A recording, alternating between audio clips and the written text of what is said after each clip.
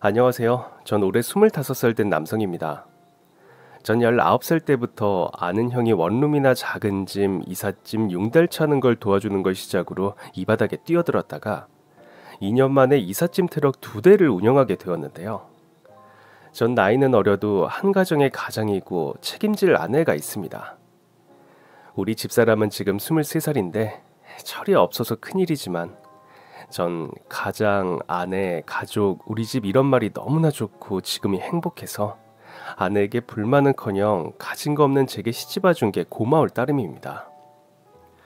아내와 전 둘 다 시설에서 자랐는데요. 시설에서 오빠 동생으로 지내다가 제가 먼저 사회에 나왔고 2년 후 아내가 낳았을 때 바로 결혼했습니다. 아내 같은 천둥 벌거숭이가 세상 세파에 혼자 서 있는 거 못 보겠어서요. 시설로 들어오기 전에 보통 다들 임시보호소라는 곳을 거쳐서 나오는데 아내는 아내 할머니가 직접 시설로 데리고 왔었습니다. 우리 시설 옆에 있는 동네에서 살았는데 우리 시설에서 행사가 있으면 와서 설거지를 하는 아르바이트도 하시고 우리 원아들 옷도 수선 같은 걸 해주고 애들 목욕하는 날 오셔서 목욕시켜주고 그렇게 돈을 버셨죠. 할머니가 위암 수술로 병원에 들어가신다고 하면서 몇 달만 맡아달라고 데리고 오신 걸 원장님은 절차를 밟아야 했기 때문에 아이를 다시 임시보호소로 보냈다가 그렇게 우리 보육원에서 자란 겁니다. 할머니가 위암 수술 후 돌아가셨으니까요. 시설 내에서 공부를 잘하는 친구들은 드물었습니다. 물론 예외는 어디나 있으나 그건 어디까지나 예외였고요. 그래서 저희 원생들은 거의 다가 일반 고등학교를 갈 생각을 하지 말아야 했습니다. 특성화 고등학교로 진학해서 빨리 공장으로 빠져서 자기 앞길을 헤쳐나가야 했으니까요. 우리들 고등학교 졸업하고 시설에서 나올 때 자립정착금을 500만 원씩 주는데요. 주구나 사나 이걸로 모든 걸 해결해야 합니다. 저 또한 19살 봄에 500만 원을 받았네요. 제가 이사갈 집은 미리 정해놓고 짐을 옮겨놓고 마지막으로 원장님과 선생님들 동생들과 인사를 하고 500만 원이 입금되어 총 980만 원이라는 돈이 들어있는 통장 한 개를 가방에 넣고 보육원 문을 나오던 날은 그해 3월은 정말 추웠습니다. 제가 월세를 든 방은 원룸이었고 보증금 30만 원에 월세 40만 원. 그때부터 제 몸을 부려 일을 안 하면 굶어 죽는 상황에 직면하게 된 겁니다. 정말 월세가 엄청난 압박감으로 다가오는 건 시설 출신 친구들은 누구나가 다 똑같습니다. 어차피 똑같이 제로 베이스, 아무것도 없이 0에서 시작하는 거고 누가 어떻게 노력하냐에 따라 그때부터 인생길이 갈리는 거야. 어떻게 할래? 나 하는 대로 따라 할래? 지금까지처럼 방구석에서 찌질하게 누워서 천장만 바라보고 있을래? 저 시설에 있을 때 3살 위였던 형이 자립하고 나흘이 넘게 방에서 안 나오는 절 찾아왔습니다.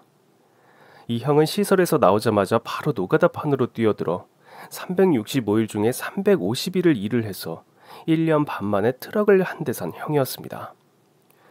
사실 트럭 한 대로 운영하는 원룸 이사는 혼자 해도 충분하지만 절 조수로 데리고 있어준 겁니다. 형이 준 돈으로 면허 붙었다고 전 제게 도움의 손길을 내밀어준 형에게 보답하겠다는 마음으로 정말 열심히 일을 했고 우리 원팀은 하루에 3-4건의 원룸 이사를 했습니다. 혼자 하면 하루에 2건 정도거든. 근데 너하고 한 팀으로 하니까 빠르고 일을 많이 하게 되네. 사실 일이란 게 있을 때도 있고 공치는 날이 더 많은지라 많이 벌어야 월급쟁이 수준이었는데 영철이 형은 틀렸습니다.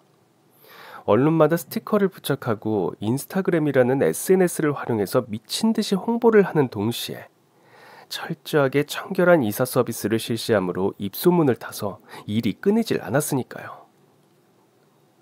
다른 이사건 또 잡을 욕심에 이사를 대충 해주면 그건 안 하는 이만 못한 거야. 그 사람이 소개를 해주고 그게 얼마나 굉장한 홍보인 줄 알아? 내가 3년 밑바닥부터 사회생활 하면서 깨달은 건 2번, 3번 깊게 생각하고 멀리 넓게 보라는 거. 당장에 한 건 더 하자고 이사 대충 하는 짓 하지 마. 당장 눈앞에 있는 것만 보고 한심하게 굴면 그 대가는 내 몫이고 착하게 한 끝은 몰라도 안 좋게 한 짓, 인간 아닌 짓 하면 그 끝은 꼭 있더라고. 이 한 사람이 내 고객 10명을 물어다 준다 생각하고 최선을 다해서 깨끗하게 철저하고 친절하게 서비스를 하라고. 진실은 통하는 법이야. 형이 나이가 어림에도 이토록 어른스럽고 깊은 이유는 20살 때 바로 결혼을 해서 이미 아들들이 둘이나 있었기 때문인 것 같았습니다. 가장의 무게. 사실 시설에 있던 친구들이 결혼을 빨리 하는 이유는 평생 결핍에 시달려서 내 가정을 빨리 이루고 싶어서거든요. 방 2칸짜리 빌라에서 영철이 형네 4식구 오순도순 흥분의 가족같이 사는 모습을 보면 참 부러웠던 전 은경이가 19살이 되어 자립금을 받아서 사회에 나오자 그녀가 달리 보이기 시작했습니다. 여태 알던 그냥 동생이 아닌 여자로 보인 거죠. 은경이는 제가 사는 원룸 4층에 방을 얻었고 편의점 아르바이트부터 시작했는데요. 여자아이라서 그런지 취객 손님들과 늘 말썽이었고 밤마다 방에서 우는 은경이를 보는 제 마음은 편하지가 않았습니다. 그날도 은경이는 일터에서 안 좋은 일이 있었는지 맥주 4캔과 안주를 사와서 5층 제 원룸으로 놀러를 왔고 그날따라 술이 받은 저와 은경이는 냉장고에서 소주를 꺼내서 과음을 했습니다. 문제는 언제 잠들었는지 모르게 둘이 쓰러져 잤던가 본데 눈을 뜨니 창문 밖은 시퍼런 새벽이었고 그녀와 전 한 이불에서 발가벗고 뒤엉켜 자고 있었던 겁니다. 제가 눈을 뜬 기척에 은경이도 눈을 떴고 은경이는 당황해서 정신없이 옷을 챙겨 입고 자기 방으로 사라졌습니다. 사람 마음이란 게 실수든 어쩌든 둘이 그러고 났는데 은경이가 절 철저히 피하기 시작하자 왠지 모르게 전 목이 바짝바짝 타더라고요. 이대로 은경이를 어떤 놈이 낚아채갈 것 같고 은경이 머리에서 나던 샴푸 향기가 괜히 그리워지고 그렇게 일을 하면서도 종일토록 은경이 생각만 하는 지경에 이른 겁니다. 은경이가 절 만나기 거부하고 못 보니 더욱 안달이 난 전 급기야 은경이가 일하는 편의점으로 쫓아갔습니다. 너 다음 달이 휴가랬지? 휴가 때 제주도로 신혼여행 가자. 내가 책임질게. 은경이는 제 말에 너무 놀랐는지 눈을 동그랗게 뜨고 오빠 우리 결혼해? 그럼 안 해? 같이 잤는데 안 해? 이 아가씨가 이렇게 창조관념이 없어서 어떻게 하려고 그래? 우리는 편의점 건물 복도에서 이야기를 나누었는데 제 큰 소리에 지나가는 사람들이 모두 웃고 은경이는 창피해 죽으려고 하더군요. 어쨌든 은경이도 제가 싫지 않았으니까 아니 좋았으니까 두 말도 않고 절 따라 제주도로 갔지 머리에 총 맞았다고 제주도를 줄레줄레 따라왔겠나요. 그렇게 이루어진 우리 둘만의 신혼여행이었습니다. 종로 금은방에서 산 예쁜 커플 반지 하나씩 나눠 끼고요. 이 시대에 없는 젊은이들은 데이트도 사치라서요. 서로에 대한 확신이 있다면 빨리 하는 것도 나쁘지 않다는 선배의 조언도 있었기 때문에 용기를 낸 일을 이제껏 후회해 본 적 없습니다. 아내와 결혼을 약속하고 제일 먼저 한 일은 집을 구하는 일이었는데요. 은평구에는 아직도 연립주택도 많고 일반 주택도 많다는 걸 원룸 이사를 하면서 알게 되어 우리는 그쪽으로 집을 구하러 나갔다가 딱 마음에 드는 집을 발견했는데 대문은 비록 안채와 함께 쓰지만 지붕이 기와로 된 고풍스러운 한옥이었고 집터가 아주 넓어서 서울 한복판에서 텃밭 가꾸기까지 할 수 있다는 거였습니다. 구한말에 지어졌다는 한옥은 옛날에 지어진 그대로의 골격을 유지하고 있었고 집 관리를 어찌나 맨들맨들 열심히 하셨는지 기름과 윤기가 차르르르르 도는 것을 보고 있자니 이렇게 정성스레 가꾸어진 집으로 새들어 들어온 게 우린 행운이라 생각이 들 정도였습니다. 안채와 바깥채, 안채는 방이 5칸이었는데 할머니 혼자 사셨는데 연세는 80 중반이시라는데 정말 정중하셨고 처음에 집 보러 간 날이 8월 초순이었는데 할머니께서 고추 널어 말리던 풍경이 참 아직도 가슴에 남아있네요. 8월 초순부터가 고추 널어 말리는 때라면서요. 새벽이면 돗자리 들고 나와 마당에 펴서 고추를 쭉 널어 말리고 해가 지면 거두어 들어가고 그렇게요. 전 그 흔한 풍경을 한 번도 못 보고 자랐거든요. 아이고 어르신 고추 때깔 좋네요. 우리를 뒤춤에 달고 들어가신 부동산 여사장님은 할머니 비 맞춰드리는 웃음부터 짓는 이유가 월세를 좀 깎아달란 말씀을 하기 위해서였습니다. 보증금 2천만 원에 월세 50만 원, 방 2개짜리 독채를 설 한복판, 그것도 중심가에서 15분 버스 타고 들어가면 되는 은평구에서 얻는 건 하늘의 별 따기였는데 매물이 나온 걸 저희 부부에게 말씀해 주시면서 그 집 할머니가 동이 궁한 어른이 아닌데 아래채를 월세를 주는 조건이 하나예요. 젊은 남자가 있는 신혼부부. 왜냐하면 얼마 전에 여기 윗블록에서 노인 2분만 사는 집이 글쎄 강도를 당해가지고 할아버지가 뒤로 넘어지셔서 그 길로 세상을 떠나셨거든요. 그거 보고 할머니가 겁에 질려가지고 조건을 그렇게 건 거예요. 대신 월세가 싸잖아요. 요즘 방 2개짜리 월세 50만 원에 구할 수가 있어요. 버스 타고 15분이면 종로인데. 그렇게 말끝이 떨어지기가 무섭게 안 될지라도 우선은 한 번은 말씀드려보는 게 안 드리는 것보다는 나을 것 같아서 전 월세를 45만 원으로 깎아주시면 저희가 한 집에 사는 사람으로 연로하신 어른께 도움되는 일이라면 다 하겠다고 했습니다.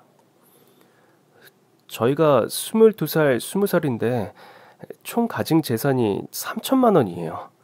그거 가지고 2천만 원 보증금 걸고 1천만 원에 우리 부부가 목을 걸고 있는 건데 원룸에서 살아보니까 월세가 얼마나 부담되는지 모르겠더라고요.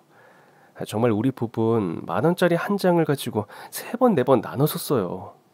일단 집을 보고 쇼부치자는 마음 조합에는 부동산 사장님의 뒷꼭지를 따라 들어간 집이 바로 유복래 할머니의 집이었습니다. 유복래 할머니는 모래내 시장에서 떡집과 동시에 방앗간을 47년을 하시다가 4년 전에 관두시고 쉬시게 되었다고 하셨습니다. 할머니 고추 널어 말리시다가 우리 부부를 힐끗 한번 보시더니 손을 탁탁 터시고 안채로 들어가시면서 아래채는 우리 애들하고 다 같이 살 때 애들 공부방으로 쓰던 방들이라 깨끗해요. 내가 일주일에 2번은 걸레짓을 해서 맨들맨들 장판도 콩기름 발라서 더 맨들맨들 할 거야. 자네들 나이가 어려서 그런 장판 구경 못했을 거고 양쪽으로 창 열어두면 얼마나 시원한데요. 한번 창 양쪽으로 열고 잡아요. 에어컨 바람은 될 것도 아닐걸. 집 들어가서 보고 마음에 들면 우리 안채로 와요. 난 자네들이 한눈에 좋으니까. 아휴 참 섹시인가 보네. 둥글둥글한 게 복스럽게 예쁘네. 예전에 양반들이 사용하던 집이었는지 사랑채로 썼음직한 아래채는 그야말로 고등학교 때 들은 풍월로 청풍당석이었습니다.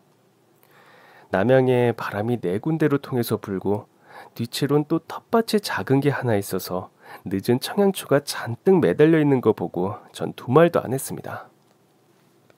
사장님, 저 이 집에서 살고 싶어요. 월세 깎아주십사 말씀드려보고 정 안 되시겠다 해도 이 집 계약할게요.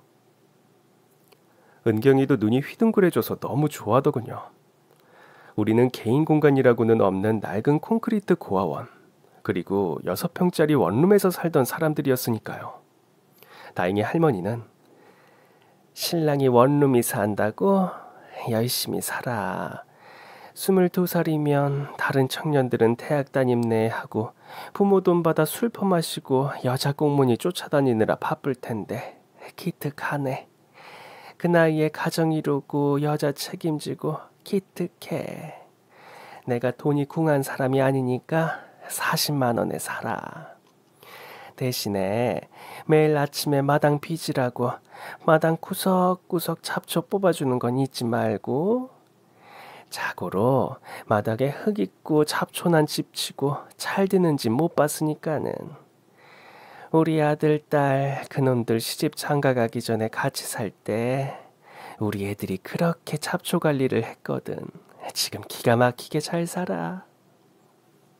월세를 내려주신 할머니의 해량이 너무 감사해서 감사하단 말조차 못 꺼냈습니다.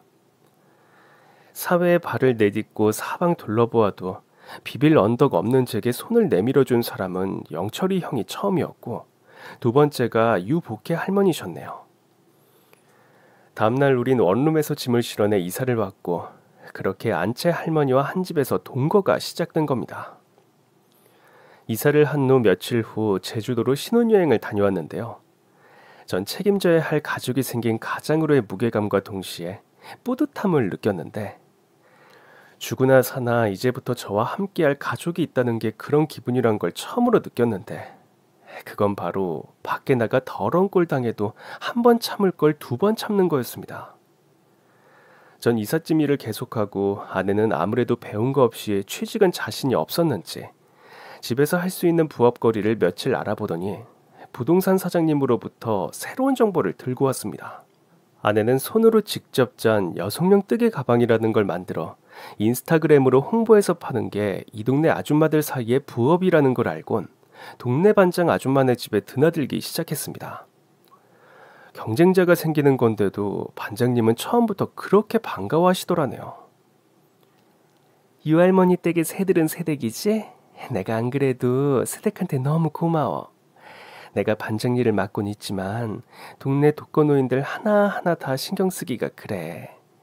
집만 덩치가 크지 독거노인이지 뭐, 안 그래? 자식들이라곤 에이 말 말자. 암튼 내 할머니다 생각하고 아침 저녁으로 안채 좀 들여다봐줘. 극노인은 저렇게 팔팔해도 하루아침에 기운이 팍 가라앉는 법이니까. 그래, 이거 수제뜨기 배우겠다고?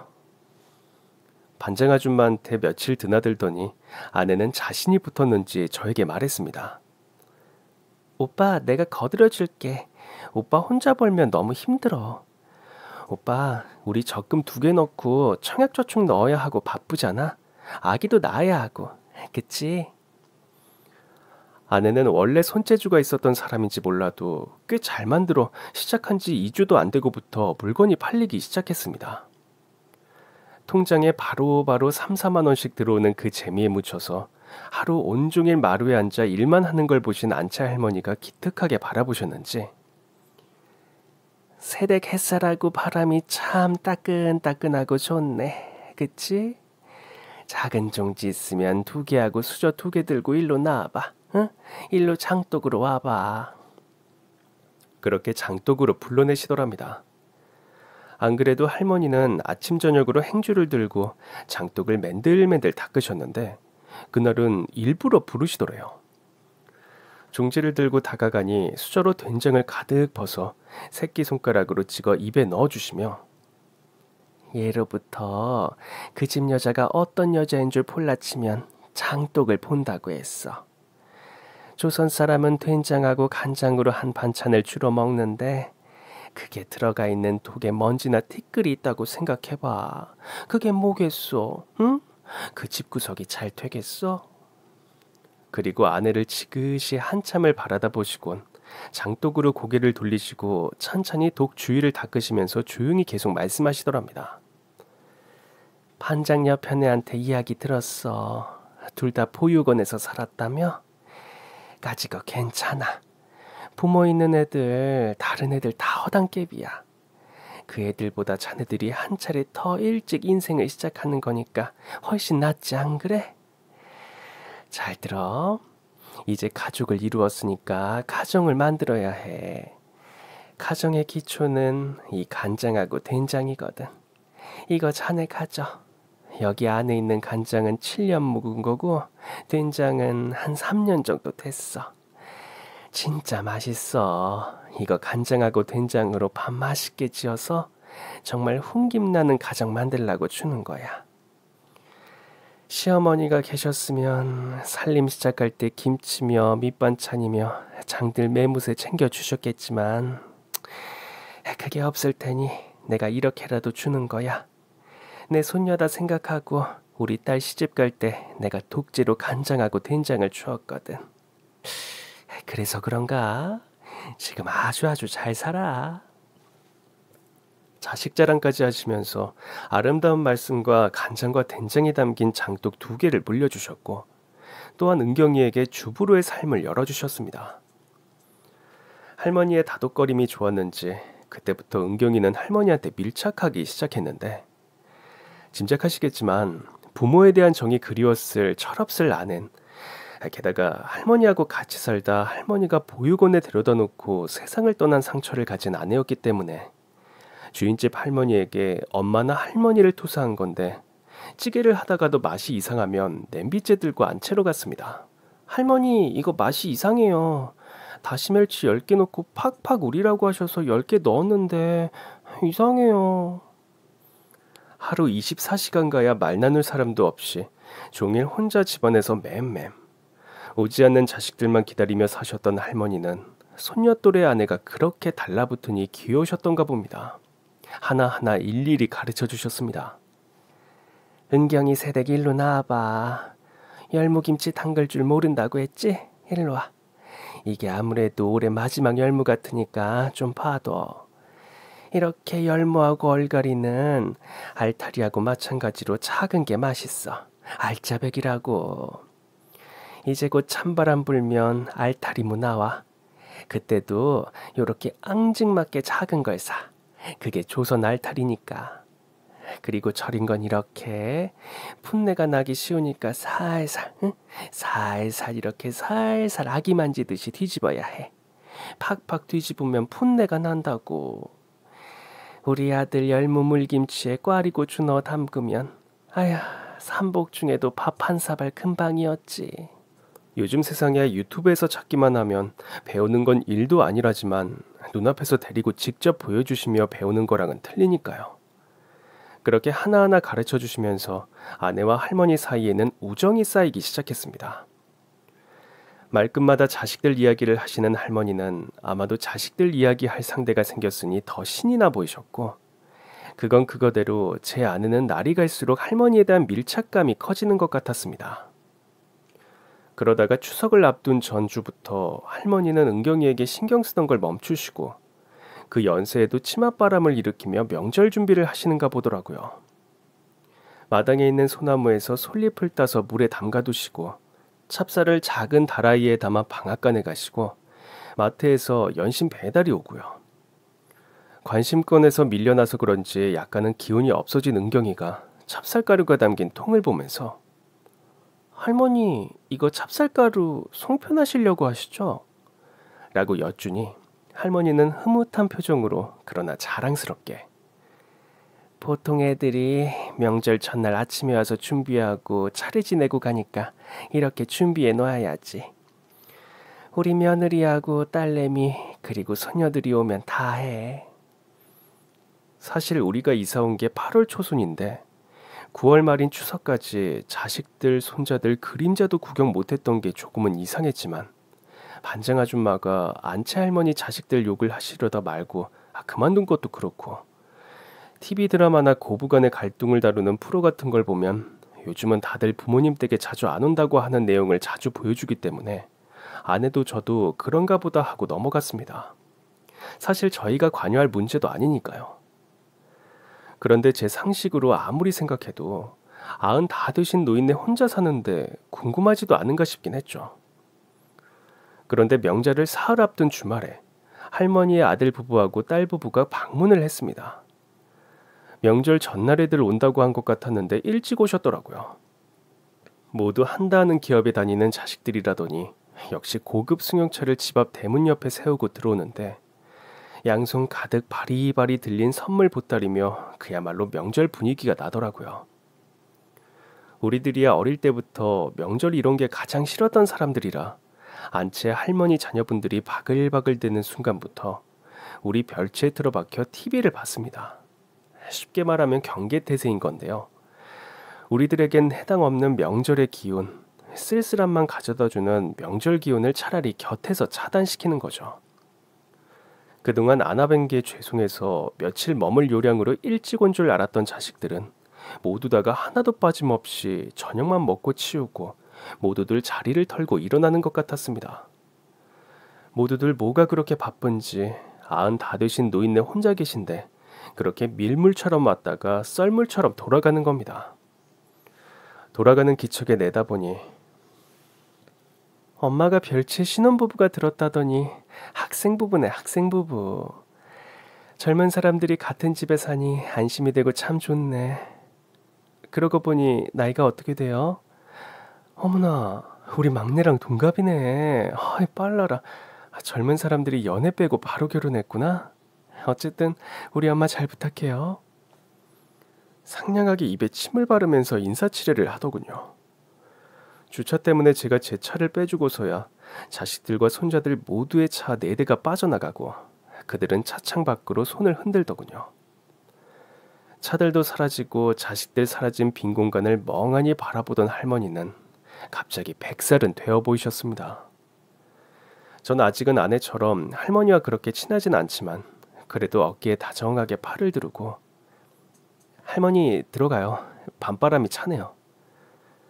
할머니는 절 올려다보시더니 한 이틀은 명절 준비하느라 분주하셨던 자신의 모습이 부끄럽고 창피하시고 민망하셨는지 우리 애들이 워낙에 바빠. 우리 아들은 땡땡전자 상무하냐. 알지? 서울대 나왔다고 내가 이야기했었잖아. 이번에 회장님 모시고 어디 간다고 하대. 아유 아무래도 바쁜 모양이야. 그리고 우리 사이도 똑같이 유명한 회사야. 뭐 지방에 카지노 뭐 어쩌고 분양 건물 보러 다닌다던데. 뭐 무슨 말인지 모르겠지만 부부 동반이라더라고.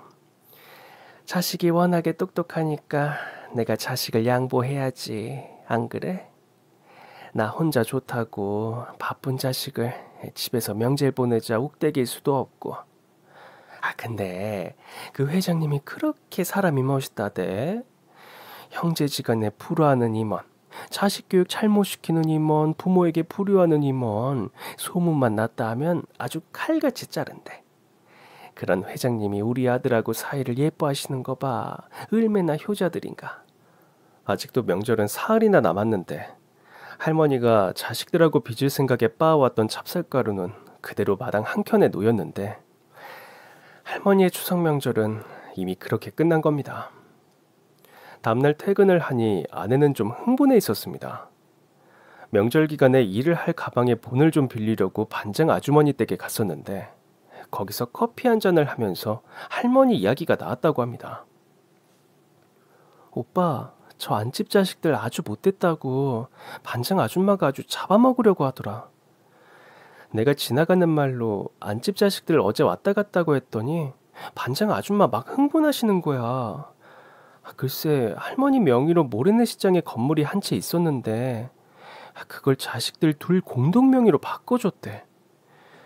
연세도 있으시고 언제 어떻게 될지 알 수 없고 또 그거 아니라도 통장에 돈도 있고 이 집도 있으니까 어차피 돌아가시면 몇 년 안에 자식들 앞으로 될 거 자식들이 원할 때 명의를 돌려주신 거래. 그런데 명의 변경해 주기 전까진 한 달에 2번씩 두 자식네 집에서 돌아가며 그러니까 매주 주말에 꼬박꼬박 찾아와서 그렇게 입에 혀같이 자라고 명절에도 꼬박꼬박 오던 사람들이 명의 변경해 주곤 명절에도 안 오고 2-3달에 한 번씩 얼굴만 비추고 돌아간대. 반장 아줌마가 열받아 죽으려고 하더라고. 저게 자식들이냐고. 80 중반인 노인네 아무리 건강하다지만 너무한 거 아니냐고 날 붙잡고 막 화를 내시더라니까. 못됐지. TV에서 오락 프로나 시사 프로 드라마에서 이런 이야기 많이 들었는데 바로 코앞에서 보니 묘하더군요. 부모 자식 간이면 핏줄이고 핏줄이란 건 제 상상 속에선 아름답고 애틋한 건데 진짜로 현실에서 보니까 착잡했습니다. 전 우리 형편을 생각하셔서 월세를 내려주신 넓은 마음의 할머니가 자식들에게 못했을 리가 없단 판단이 들었고 그래서 반장 아주머니 말씀이 사실이라면 정말 가당찮은 대우를 받고 계신 거였으니까 그 자식이란 아저씨 아줌마들에게 화가 났습니다. 그러나 전 피 하나 안 섞인 남이고 그냥 우리 부부 나란히 앉아 혀 몇 번 차고 말면 되었지만 그게 이상하게 안 되더군요. 명절 전날 아내와 둘이 안채로 들어갔습니다. 백화점에서 산 할머니들 입으시는 쇠타를 들고요. 할머니 이거 정말 약소예요. 10만 원도 안 해요. 백화점에서 세일하는 지난주에 미리 사둔 건데요. 전 추석 선물 처음 사봐요. 게다가 친구 것이 아닌 할머니들 옷 처음 사보는 거라서 엄청 기분이 좋더라고요. 백화점 직원한테 우리 할머니 옷이라고 했어요. 저 월세를 내려주셔서 정말 감사합니다. 저희한텐 정말 큰 돈이거든요. 그리고 우리 은경이한테 잘해주시는 것도 너무 감사하고요. 할머니께서 가격이 비싸지도 않은 소박한 쉐터를 받고 좋아하시는 건 상상 이상이었고, 그날 우리 부부는 안채에서 할머니를 도와서 명절 음식을 했고 송편도 빚었습니다. 그리고 다음날 할머니가 지내시는 차례상도 옆에서 거들어드렸네요. 저와 아내는 처음 지내보는 가정식 추석이었고, 처음 맛보는 가정식 명절 음식이었고, 할머니는 처음으로 다른 집 자손들 데리고 지내는 차례였습니다. 명절 당일이 지나고 다음날 아침에 저는 일을 나가야 했습니다. 긴급한 오피스텔 사무실 이사라면서 SNS에서 보고 연락하는데, 오늘 긴급하게 사무실 짐 좀 옮겨줄 수 있냐는 고객의 연락을 받았기 때문인데요. 이사비는 명절 감안해서 평소에 3배를 계산해서 주겠다고 해서 당장 뛰쳐나갔네요. 서울의 도로가 여유로울 때는 명절 때뿐이 없다더니 뻥 뚫린 길을 달려 강남 고급 호텔 지하층에 갔습니다.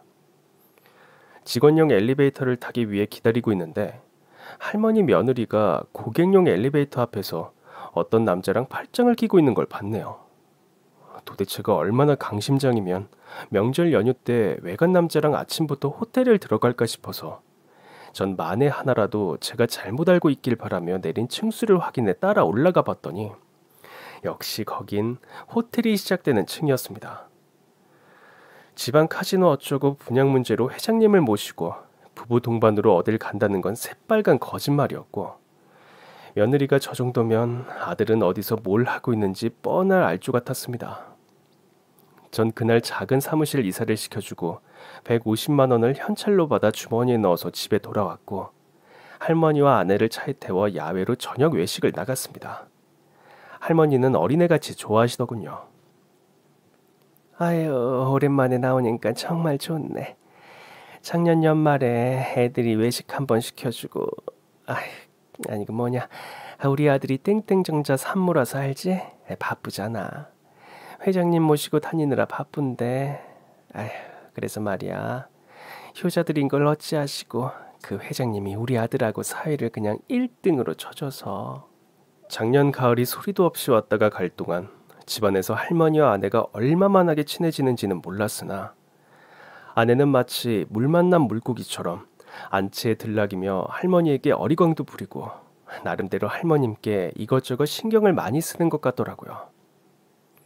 할머니가 올해 김장을 세대 것도 같이 해서 30포기를 할 생각이니까 그렇게 알고 준비하라고 이르시곤 여기저기 절임 배추며 물을 주문하시는 걸 볼 아내는 할머님 심부름으로 생태랑 굴을 사러 시장에 가더니 다녀온 손엔 미끄럼 방지용 덮버선이 4켤레가 들려 있었습니다.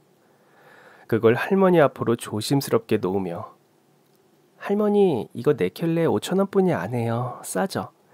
할머니 김장할 때 미끄러지지 마시고 목욕탕도 마루도 미끄러울 수 있으니까 이거 실내에서 신고 계세요?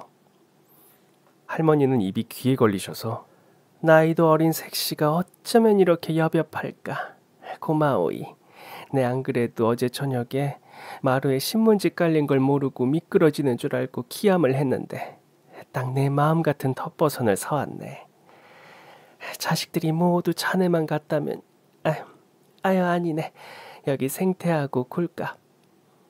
그러더니 방에 들어가서 웬 여우털 목도리를 두르고 나오시더군요. 우리 딸이 나 출까봐 목에 두르라고 사다 둔 거야. 덜 좋지. 걔가 그렇게 지혜미를 생각한다니까. 그러니까 은경색 씨도 딸부터 낳으라고. 아휴, 부모한텐 딸이 곰살 맞지. 김장철이 되어도 들여다보지도 않는 딸도 딸인 건 맞습니다. 그러나 굳이 김장 준비를 하시면서 여우털 목도리를 두르고 하시는 건 와보지 않은 딸을 행여나 아래채에 새들어 사는 젊은 부부가 욕할까봐 미리 가림막을 하시는 것 같은 느낌이 들어 처연했지만 동시에 아름답다는 생각을 했습니다. 전 부모 없어 모르지만 부모란 저런 모습 아닐까 하고요. 할머니와 반장아줌마 그리고 제 아내 그리고 저까지 해서 넷이서 김장 30포기를 해놓고 겨울엔 아무래도 비수기인지라 전 11월 막바지 2, 3주를 정말 바짝 뛰었네요. 고시원같이 공부만 하던 원룸 이삿짐에 비싼 게 있으면 뭐가 그렇게 있을 거라고 모든 짐을 이중 포장을 해달라는 요구부터 사람을 힘들게 하던 고객이 끝내 진상을 부려서 목구멍에서 주먹만 한 게 올라왔던 날. 저녁 9시가 넘어서 집에 돌아오니 집에선 제 가족이자 아내인 은경이가 기다리고 있었고 그녀가 해놓은 따스한 저녁 밥상을 받았습니다. 자기야, 가족이 책임져야 할 와이프가 있다는 게 이런 거구나. 나 있잖아. 이 말을 시작으로 오늘 있었던 일을 주저리 말하고 있는데 이상하게 은경이는 듣고 있는 것 같지가 않았습니다. 할머니는 지금 몇 시인데 왜 안 오시는 거야? 할머니가 늦으면 뭐, 너 떼어놓고 어디 도망가셨을까봐? 할머니는 혼자서 시장에도 가시고 인근 대형마트도 가실 만큼 정정하신데 뭔 걱정인가 싶어서 장난을 쳤는데요.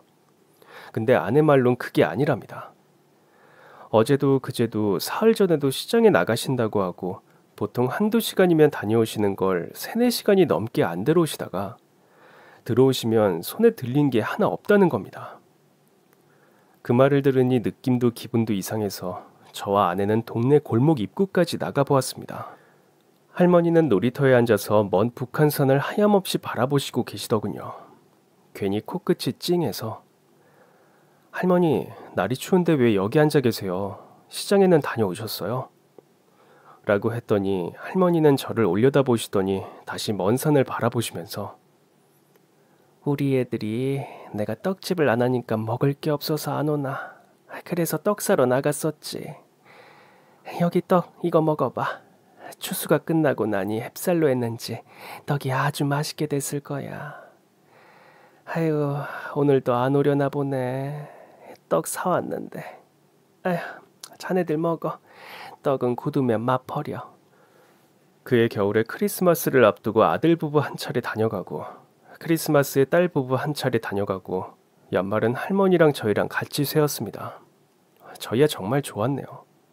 이게 웬 횡재냐 싶기에 할머니 밑에서 연말 기분 제대로 내었으니까요. 그렇게 2020년 1월이 되고 전 세계적인 엄청난 전염병으로 나라가 아니 전 세계가 숨소리 하나 제대로 안 들릴 정도가 되고 말았습니다. 음식업을 하시는 분들이 타격을 입었고 감히 그분들 앞에 저희 피해 입는 거 명함도 못 내밀지만 저희도 수입에 많은 차이가 있더군요. 할 수 있나요? 밤에 아르바이트를 했죠. 음식점이 타격을 입는 것 대신 배달업이 한창 호황이라 야식 배달 일은 얼마든지 있었으니까요. 그런데 바로 그게 사단이 나서 전 새벽 1시에 제 오토바이를 추월하는 차에 치여서 발 5번째 중족골이 골절되었고 전 핀을 5개 넣는 수술을 해야 했습니다.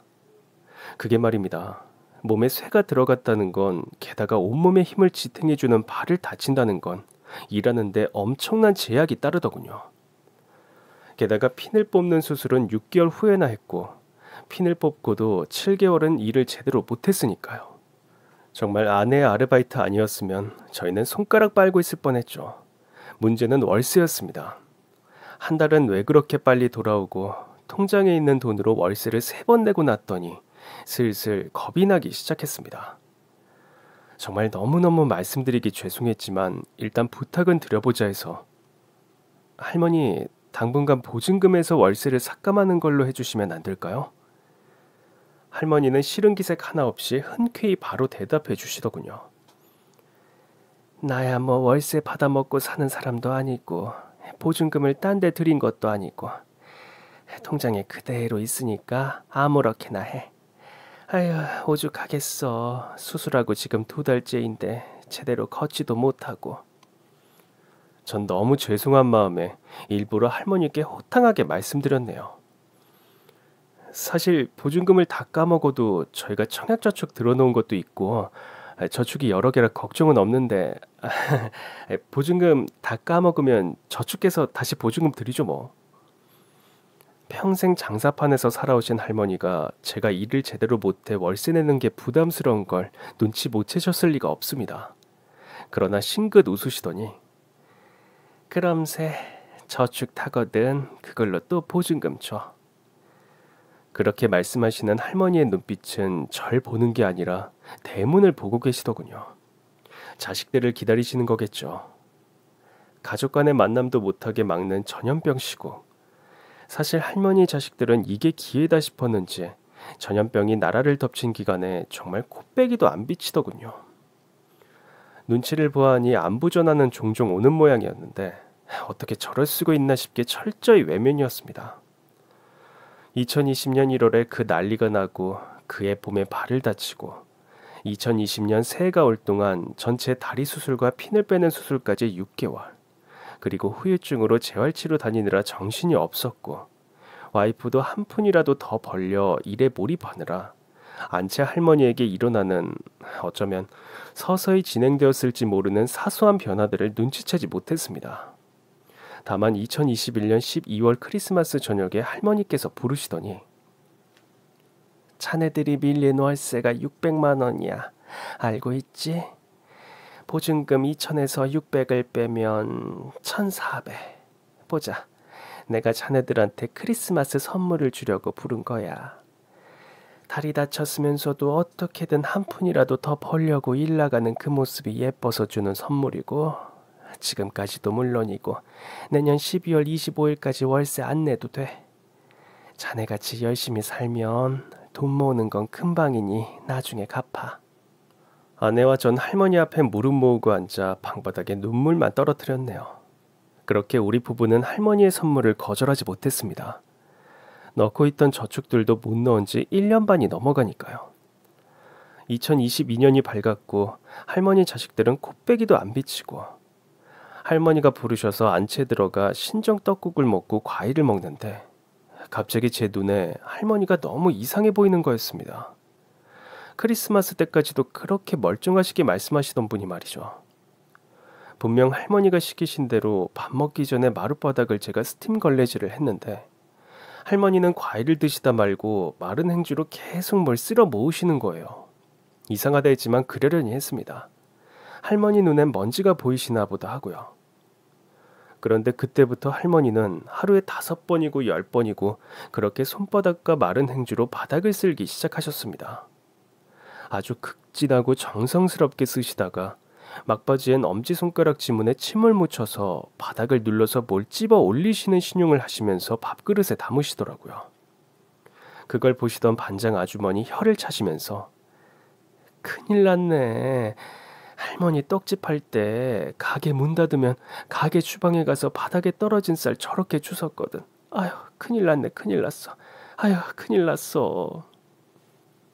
그렇게 할머니의 치매는 눈에 띄게 진행되기 시작했습니다.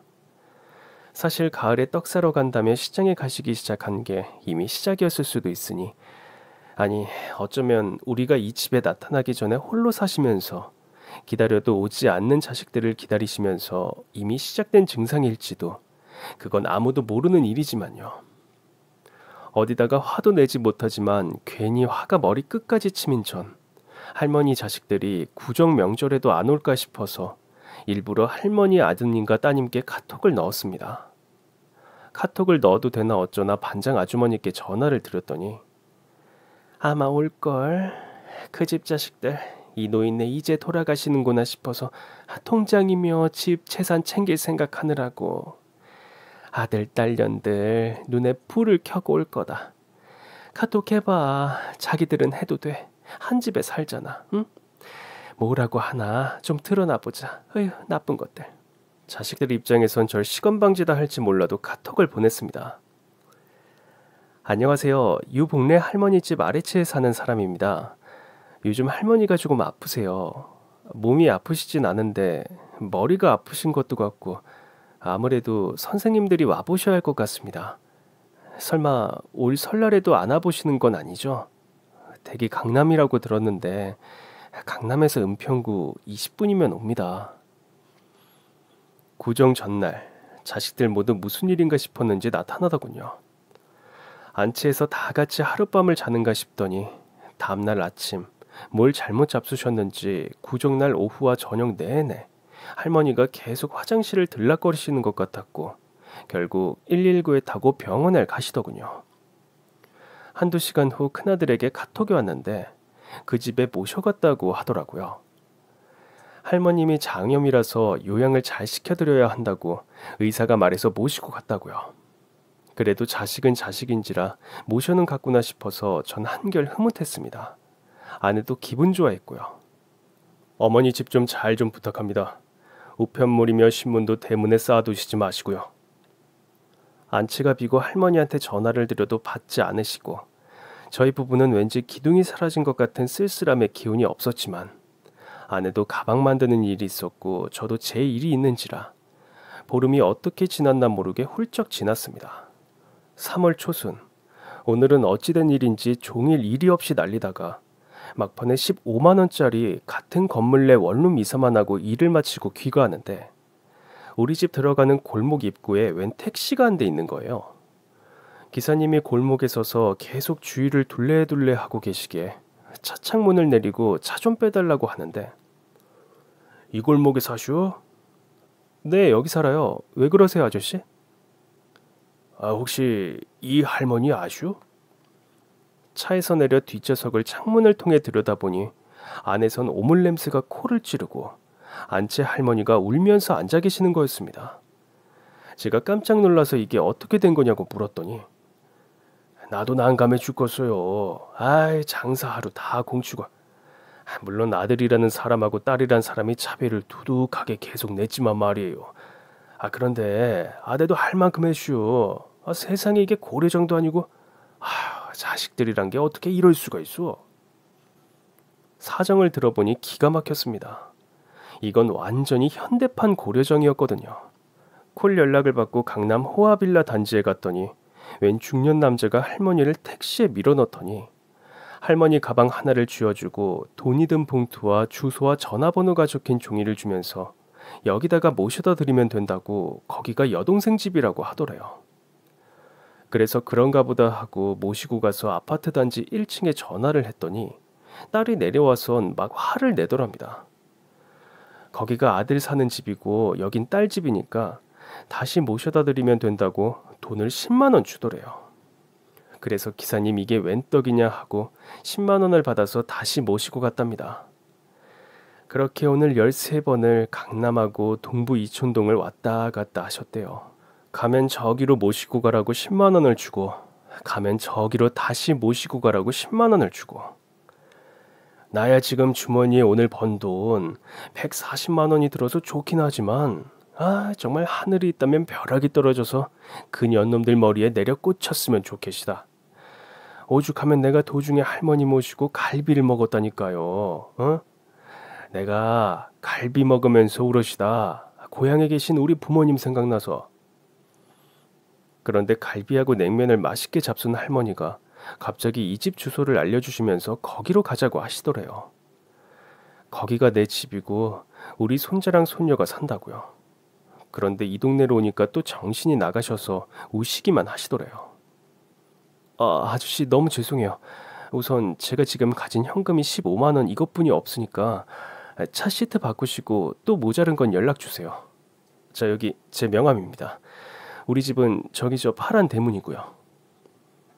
암튼 전 그때 얼른 아내에게 전화를 걸어 할머니 방에서 담요 하나를 가지고 나오라고 했고 우린 할머니를 담요에 싸서 집으로 모셔갔습니다.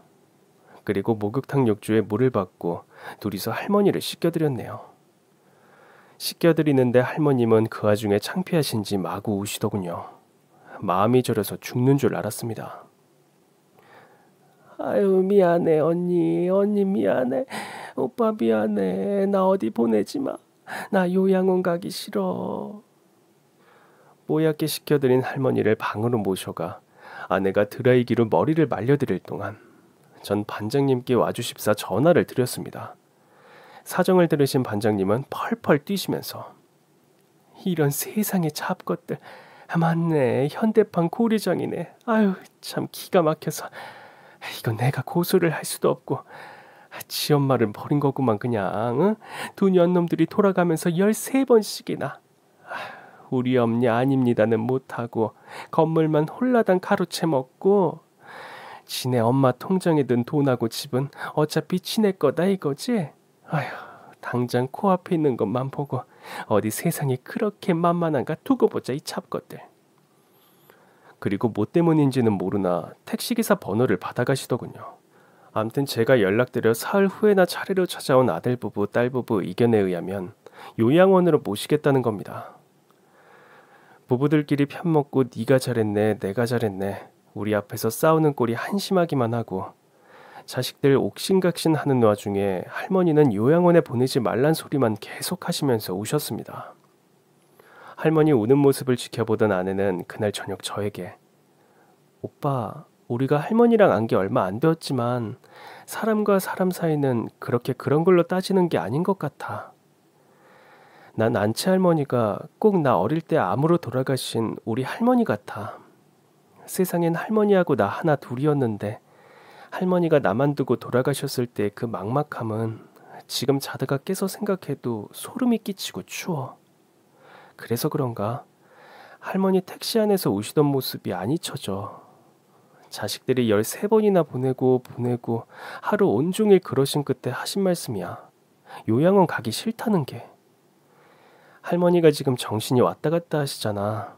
요양원 가기 싫으시다고 하시잖아. 아예 아무것도 분간 못 하시고 화장실도 못 가고 하시면 그땐 자식들이 요양원에 보내겠지. 그 전까진 우리 여태 하던 대로 한 집에서 모시고 살자, 평소처럼. 나야 괜찮아. 근데 네가 힘들잖아. 별로 힘들 것도 없어. 하루 세끼 나 먹는 밥 차릴 때 할머니 모시고 와서 밥 같이 먹고 씻겨드리고 청소해드리고 나 집에서 가방만 만드는 건데 그것도 못해? 우리 부모님 없잖아. 세상에 태어나 처음이자 마지막으로 해보는 효도일 거야. 해보자. 우리한테 해주신 그 많은 것들을, 그 마음을 생각해봐, 오빠. 아내는 저보다 2살이나 어렸지만 생각하는 건 어른이었습니다. 우리가 맡겠다고 자식들에게 연락을 했더니 모두 흔쾌히 좋다고 하면서 수고비를 주겠다고 하더군요. 받았습니다. 못 받을 게 뭐 있나 싶어서요. 할머니의 이상 행동들은 견딜만 했고 아내는 제 아내지만 참 착했습니다. 생전 인상 한 번째 풀리는 거 없이 할머니의 크고 작은 실수를 다 받아주더군요. 야간 요양보호사 덕분에 아내 자신은 밤에 편하게 자는 게 어디냐며 웃는 아내를 보며 저런 여자라면 평생 함께하는 게 축복이겠고 난 결혼을 참 잘했구나 하는 뿌듯함이 느껴져 행복하기까지 하더군요. 그리고 할머니는 그 와중에도 장독들을 매일 행주질을 하셨는데 올해 7월 비가 억수로 오는 장마통 장독 보러 나가셨다가 미끄러지셔서 그 자리에서 돌아가셨습니다. 119를 타고 실려간 병원에서 돌아가신 선고를 했고 자식들은 득달같이 달려오더군요. 연락받자마자 제트기처럼요. 아주 개운한 표정으로요. 집문서하고 통장돈을 찾아가야 했겠죠. 예전에 제가 사회에 처음 나왔을 때 영철이 형이 제게 한 말이 있었습니다. 사람은 멀리 넓고 깊게 봐야 한다고요.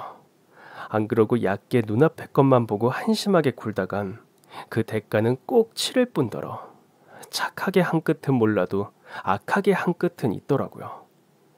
할머니의 유언장이 공개되었는데 내용은 이러했습니다. 내가 혹시 치매 같은 거나 걸리면 말이요. 변호사님, 내가 끝까지 몸을 의탁한 자식한테 집하고 통장에 돈을 증여하시오. 두 애들 다한테 건물을 공동 명의로 해줬으니까 누구 하나 효도한 자식한테 물려주어도 할 말 없을 거요. 아, 그리고 이건 꼭 핏줄이 아니어도 돼요. 애들이 절 요양원에 보냈으면 절 끝까지 보살펴준 보호사에게 줘도 되고 아무튼 절 끝까지 정성으로 대해준 사람한테 다 줘요. 유언장에 증인을 선 사람은 둘이었는데 하나는 동네 반장님이었고 또 하나는 부동산 사장님이었습니다. 할머니 통장 3개에는 총 23억이라는 어마어마한 돈이 저축되어 있었고 이 집값 시세는 14억이라고 하네요. 모두 은경이와 제가 받게 되었습니다. 반면 자식들이 가지고 있는 건물은 말이 건물이지. 총 합쳐서 4개 매장 들어간 2층 건물이고 아무리 시장통 아니라지만 끝에 자리 잡아 월세가 총 220만 원도 안 나온다네요. 세금만 내야 하고 그걸 두 집이서 나누면 얼마나 돌아갈지 잘 모르겠습니다. 그런데요, 거기서 끝난 게 아니었습니다. 아들과 사이가 다니는 회사 회장님 앞으로 투서가 들어갔는데 택시 기사님하고 동네 반장님이 공동으로 쓴 투서였습니다. 현대판 고려정 이야기를 있는 그대로 실감나게 양가에서 받은 수표까지 사진 찍어서 다 보냈나 보더군요. 불효하는 임원들 내치기로 유명한 회장님이 가만히 계실 리가 없죠. 할머니 아들하고 사위는 사직당했습니다. 그리고 화가 머리 끝까지 나신 회장님은 현대판 고려장을 한 인간들이 저 인간들이라며 어디서든 절대 받아주지 말라고 중소기업, 대기업 회장님들 모두에게 이메일을 보내고 전화를 돌리고 했나 보더라고요. 이걸 어떻게 알았냐면 이젠 저와 친절하게 연락을 하게 된 택시기사님이 청담동 미용실로 가는 한 사모님에게 택시 안에서 들은 이야기랍니다. 소문은 금방 도니까요. 아내와 전 할머니가 남겨주신 한옥에서 이 여름을 나고 있습니다. 오늘은 서울이 체감온도가 36도라는데 아내는 몇 년 전 우리가 처음 입주할 때 할머니가 하던 대로 고추를 널어 말리며 하루를 엽니다. 올해는 참으로 더운 것 같은데 강남에 사는 누구네하고 동부이총 동네 사는 누구네에선 코에서 김 나오겠습니다. 그럼 지금까지 제 긴 사연 들어주셔서 정말 감사합니다. 오늘도 행복한 하루 되시길 바랍니다.